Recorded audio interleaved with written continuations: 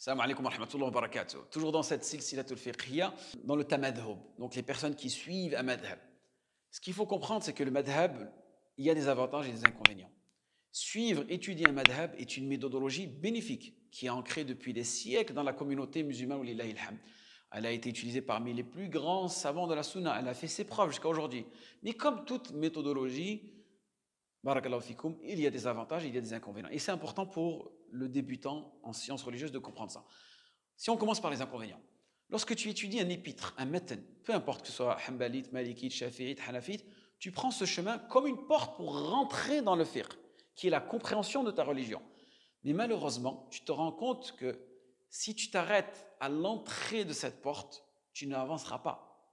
Car ce que tu retrouves dans les moutoun fiqhiyya, ce sont en réalité les furu' du madhab, les masail fiqhiyya, des fatwas, des avis juridiques des savants de cette école-là. Et malheureusement, beaucoup d'étudiants s'arrêtent à cette porte, à cette entrée du fiqh et n'arrivent pas au dalil, c'est-à-dire à la preuve scriptuaire et à son raisonnement. Et cela, c'est souvent dû au manque de temps ou bien un manque d'ambition.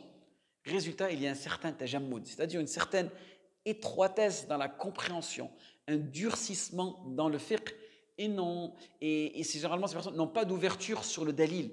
Donc, il manquera d'ouverture d'esprit envers une personne qui lui présentera le dalil, car il s'est arrêté au matan, à l'épître, et sans en découvrir le dalil.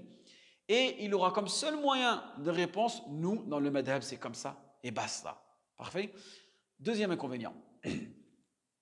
Certaines personnes deviennent sectaires et refutent hargneusement toute personne qui va à leur rencontre, car il va apprendre l'avis prédominant du madhab, l'étudier, l'enseigner et inviter les gens à le suivre, sans avoir plongé son cœur dans le dalil, c'est-à-dire dans le hadith.